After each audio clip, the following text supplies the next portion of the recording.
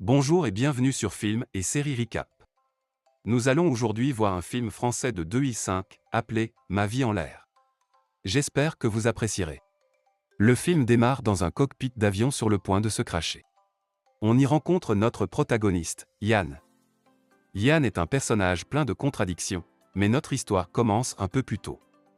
Tout comme le début de notre histoire, celle de Yann a débuté dans un avion.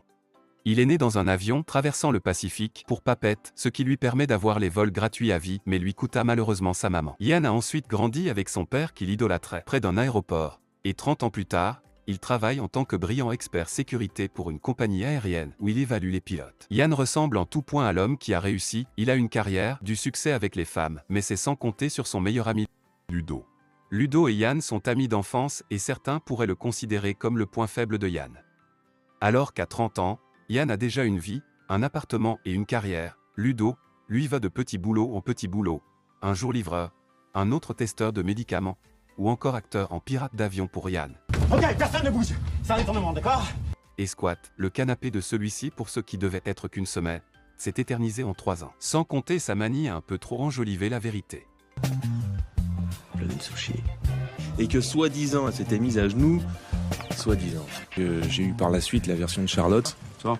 Mais malgré tout ça, Ludo et Yann sont comme deux frères. À notre duo, s'ajoute la pièce, qui un jour a tout changé, Alice, leur voisine. Alice est une chroniqueuse à la radio, dans la rubrique des relations amoureuses, mais contrairement aux conseils qu'elle donne, sa vie amoureuse, à elle, est un désastre, passant de relations toxiques à relations sans lendemain.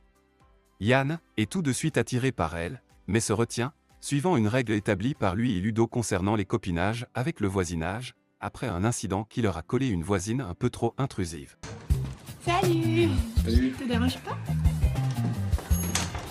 Salut! Qu'est-ce que tu fais ce soir? Salut? Yann est là? Dans ce cas-là, la solution qu'a trouvée Ludo, aller avec la coloc. Quelques jours plus tard, Céline ne parlait plus à Magali. À la fin du mois, elle déménageait. Rapide et efficace. Alice est donc devenue leur meilleure amie, celle à qui il se confie. D'une manière ou d'une autre, Yann a bien assez de problèmes dans ses relations. Tout comme pour son travail, il est extrêmement exigeant avec les femmes qu'il decte et leur fait passer des tests à leur insu pour estimer le futur de leur relation. Le test du cinéma, le test de l'ascenseur, le test de la voiture. Toutes subissent ces tests et échouent d'autant plus qu'elles sont inconsciemment confrontées à une autre, Charlotte, le plus grand regret de Yann. Yann et Charlotte se sont rencontrés il y a 10 ans, dans l'ascenseur d'une fête où Ludo les avait incrustés. C'est qui, vous? Ils sont avec moi. Coup de foudre au premier